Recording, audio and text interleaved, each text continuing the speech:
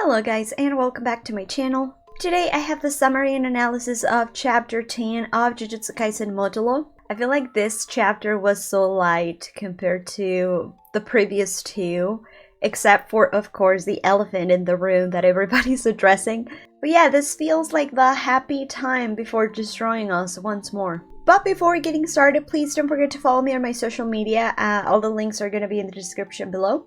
I also have Twitch, currently playing Pokemon, the new Pokemon. It's amazing, you should try it. Now, with nothing else to add, let's begin the chapter.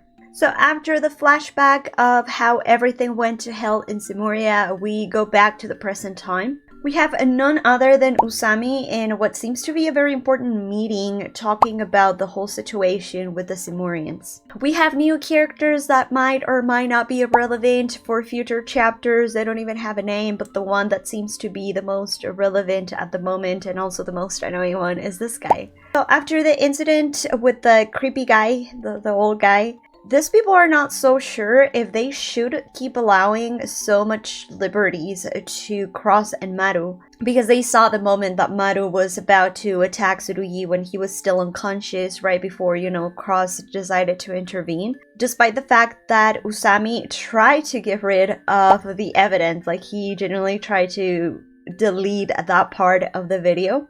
Because as we have been seeing since the very beginning, Usami genuinely looks like he wants to keep the peace at all cost, and to be honest, I totally understand him. Everyone else that doesn't agree are just crazy. I don't care. And in this chapter, we get a lot of information. It's not so heavy, like emotionally heavy, but we get a lot of information of the new things that happened, after the end of the main series. And one of them is the Jujutsu regulations. There's even one known as the Hakari provision. Yes, Hakari. So to all the people that were saying that nothing changed, that Gojo died in vain, I'm sorry, but this proves you wrong. You have Gojo students implementing new regulations and provisions and all that. Like, just imagine freaking Yuta or Megumi doing all this and naming something after Hakari. Anyways, basically what this does is that it lets Jujutsu Sorcerer engage in paid combat. Like, I give you money to fight that other guy that is also being paid for this, but it's not for entertainment. Like, I'm not paying you to fight for entertainment, for like, an audience, or for gambling, which is what Hakari actually wanted. It's just for work, because you're under my contract, and that one over there is also under their contract, which means that Jujutsu Sorcerers are now able to function as bodyguards and things like that. This is all possible, of course, because the existence of Jujutsu and Cursed Spirits is no longer a secret. Like, everybody knows by now. Because, of course, you couldn't keep hiding it after what happened in Shibuya and after the Culling Games and all that. So, obviously, this guy, whose name is not even mentioned, it's not happy about any of this. He wants everybody to know that the Simurians can use cursed energy as well. And Usami does not agree because they don't really know if that applies for, like, all of them. But this man keeps insisting, and Usami doesn't understand why he's so adamant to be against the Simurians, and he explains that it's because he believes if they keep being this lax, allowing the Simurians, or in this case Maru and Cross, to do what they've been doing, they're going to stop taking them seriously. And of course, in case of, like, they really want an invasion, or they're really trying to invade them, if they don't take them seriously, that is very dangerous. So he wants to show them that humans also have power to fight back. And he suggests what everybody and their mothers have been waiting for. And it's looking for Yuji Itadori. My boy is alive, guys. My boy, my son.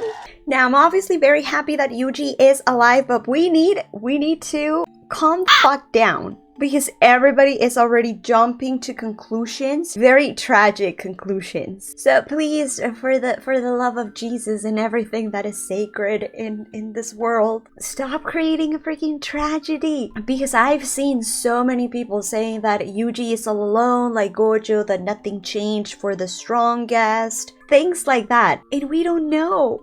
Like, we don't know if Yuji really is alone. Another thing that's been said a lot is that poor Yuji probably didn't age when everybody else was aging, and that he got depressed and that he became an alcoholic. And I was just like, so we don't really know his situation after the end of, I'm talking about his body situation after the end of the battle against Sukuna. We obviously know that he was created by Kenjaku, but we have no idea if the methods used in his creation could slow down his aging. Now, Sukuna's fingers are technically no more. They're gone with the King of Curses. There's only one left, and that's because nobody consumed it, and it's now just an amulet. It's not a cursed object anymore. Now, he also ate the death paintings, and that's where things get a little bit complicated. We don't really know how they age because we never really saw it. We know that Choso and his brothers were about like 100-something years old. Yes. But all the time they were cursed objects. And when creating the cursed objects, there are a lot of binding vows involved in order to preserve the soul and the object itself, like, you know, to prevent it from being destroyed. Choso might look young because his vessel was young. When a human consumes a cursed object and it doesn't oppose like any resistance as a vessel, the incarnation can take their original form.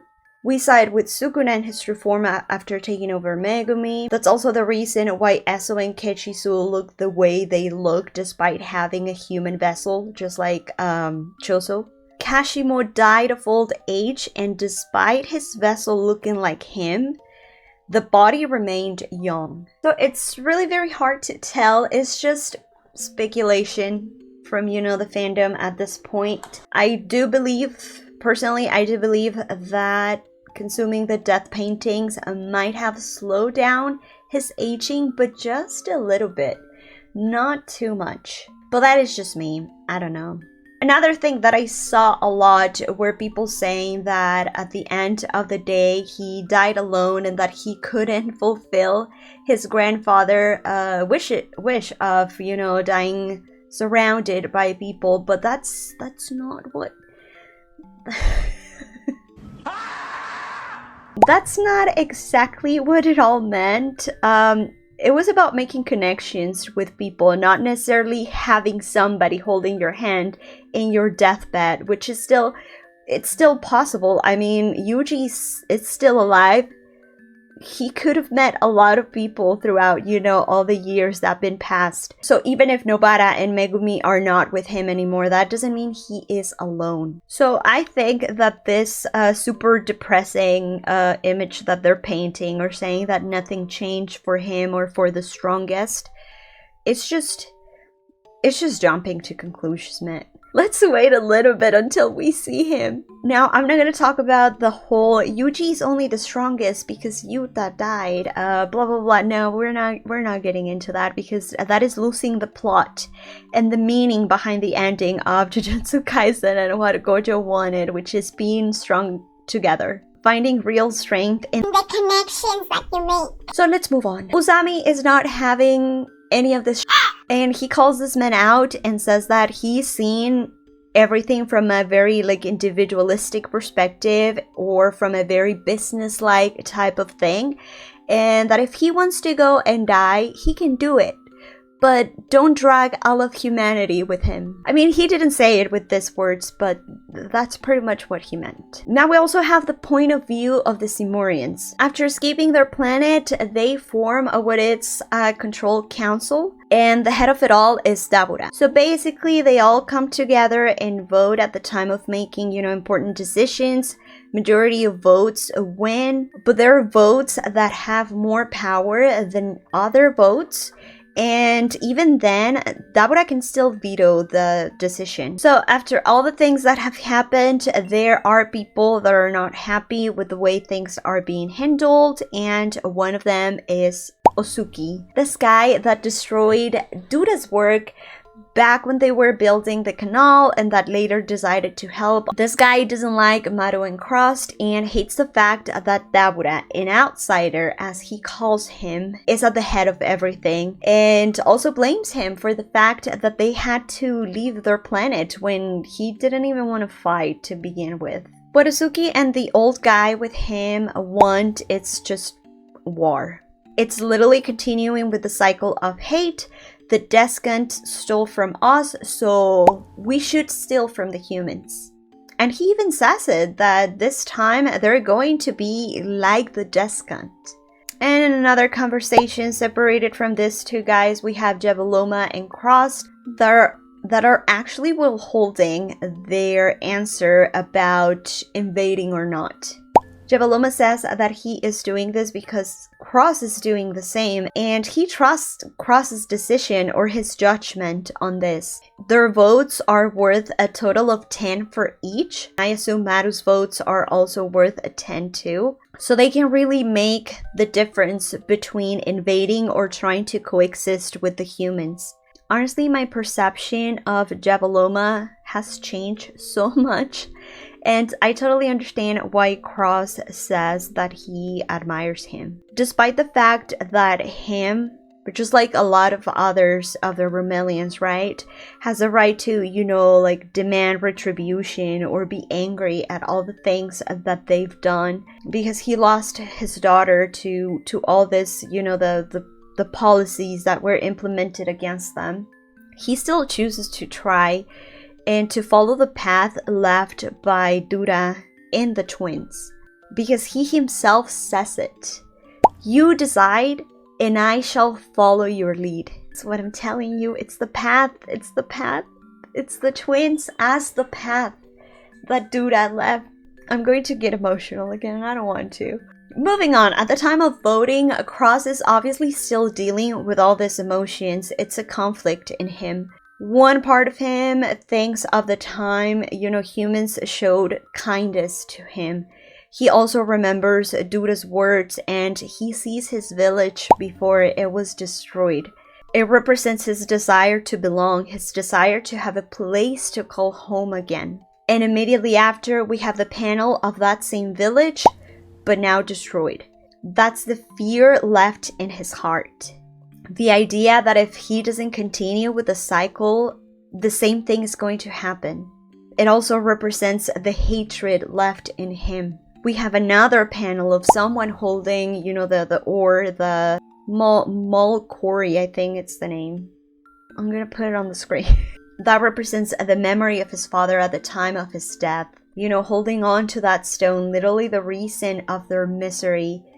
All their pain for what? For that freaking ore. He has a fight with himself before casting his vote, and the majority decides that they want to keep trying to, coexist with humans.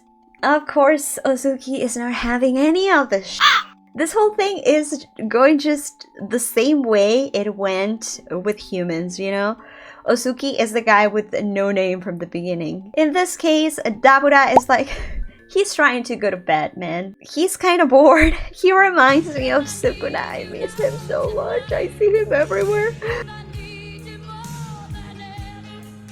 We need to understand that at the end of the day, Dabura is there just because he is fulfilling the promise that he made to Dura, which is, of course, protecting the Romelians. And as we know, he doesn't like fighting, he doesn't want attention, so he really doesn't want conflict, and understands that yes, they can invade whenever they want, but once they do it, there won't be going back. Like, once they start attacking, that's what they're gonna have to continue doing until the very end. So gone is the possibility of trying to understand one another. So it's not that he doesn't care. I know it kind of seems that he doesn't, but he does, and he genuinely wants to try for coexisting. He's just an introvert and wants to have his alone time.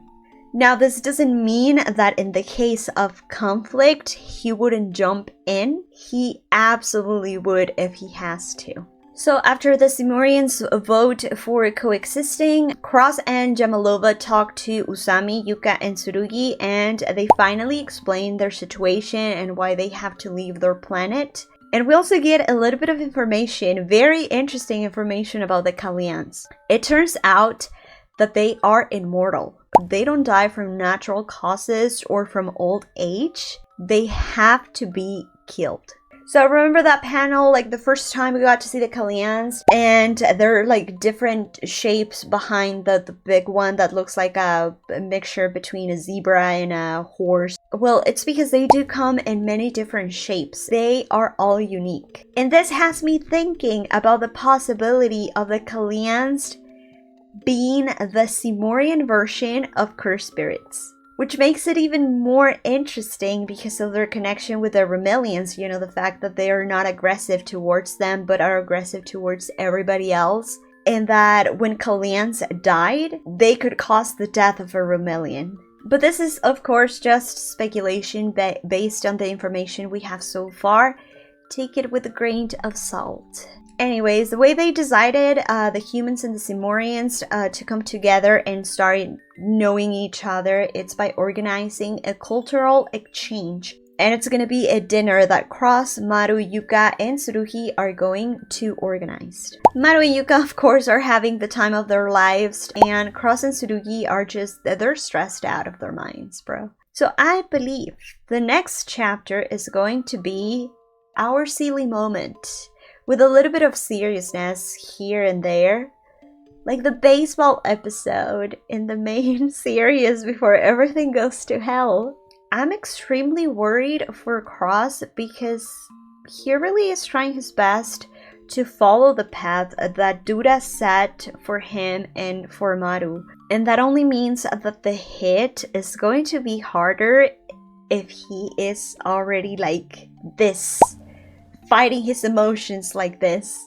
In the case of Yuji, I genuinely believe he's going to be like Maru, or at least like Dabura, in the sense that they really don't want conflict and will aim for coexisting, of course. I mean, even after everything that Sukuna did to him and everybody else, Yuji was willing to forgive him and to live with him. He is a representation of Jizo Buddha at the end of the day. I have a short video talking about it if you want to go check it out. But anyways, that's it for this chapter, guys. Very light-hearted, but still keeping that conflict present in everything. Cross an amazing character. To me, it's like the most interesting from the entire cast.